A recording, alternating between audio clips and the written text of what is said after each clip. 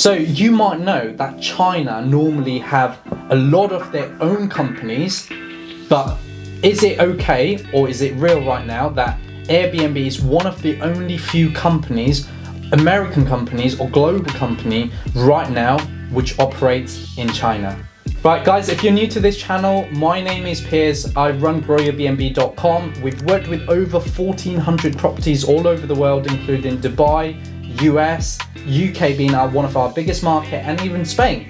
Now, what I found though is different country has got different ways of guests, their behaviors, how they book, what they book for, and the longevity for how they book for. So look, this is going to be an interesting video. Obviously, you've probably seen from the topic around American brand or global brand right now in China, because obviously China market, they have very much driven into their own product, their own services.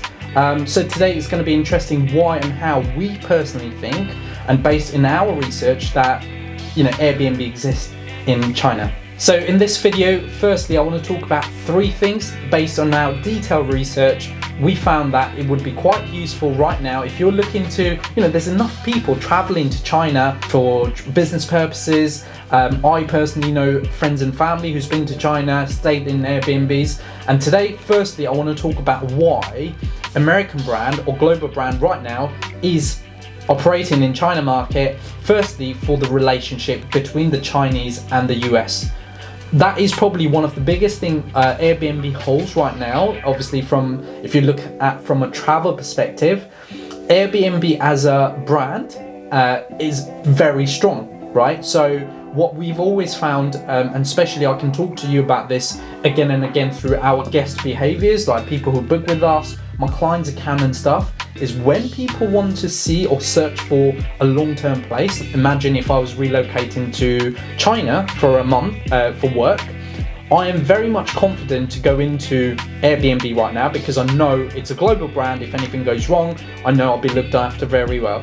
And that is one of the biggest reasons why, from a relation perspective, from a trust perspective, Airbnb as a brand is very well known, and hence why Chinese market has always adapted to the biggest research and what they think is going to work for them. Now, secondly, the increase in tourism. If Airbnb didn't exist, like WhatsApp at one point, they stopped using it. They have their own version of it. If they had, or Airbnb does, there is a brand out there. I cannot pronounce it. I think it's called Tujia, T-U-J-I-A. That is a well-known brand in China right now who actually operates like Airbnb. But again, from an international market, if you're attracting the increase of travel and tourism in the Chinese market, people are going to use Airbnb over Tujia, right? Now that is something I would again totally agree. This is why Airbnb should be operating in China market. But again, the question around how is it a global brand right now impacting several countries in several different ways. However, a little bit different that if you're traveling in Airbnb or going into Airbnbs in one of those Chinese destination, you are actually meant to register in the government, in the council, or in their borough council or government laws, that as a traveller you need to fill some kind of information, which is fair play to them. Obviously, from a protection perspective, they've done it really right. So quite interesting way to look at it. Why and how we're trying to think into going into one of the Chinese market as a GrowYourBnb. We'd love to work with a client there. We're putting a lot of research right now.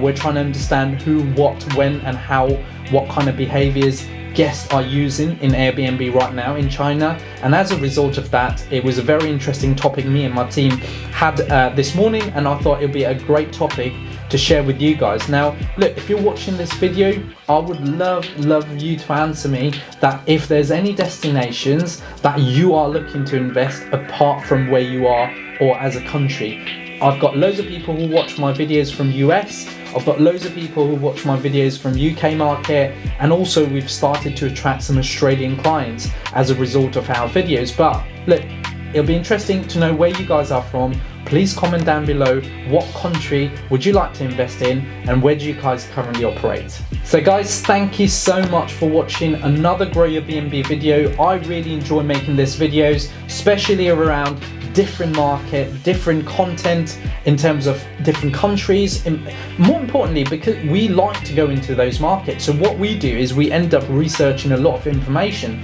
We prefer to share that with you guys so that you guys get to understand what's happening in the world. Apart from, you know, I know a lot of operators who are so much focused on their unit and they invest on their first, second, third, but they forget about the Airbnb business model as a whole, what's going to impact. Because tomorrow, look, Airbnb shut down, what are you going to do? I've always got these questions around my mind, and this is why we constantly adapt and change. So thank you so much for watching another Grow Your B&B video. Look, I'd love you to make sure you smash that like button, make sure you subscribe, because we are making some really good content that's going to make you enjoy our channel as well as give you a lot of value, and I'll be back with another video soon.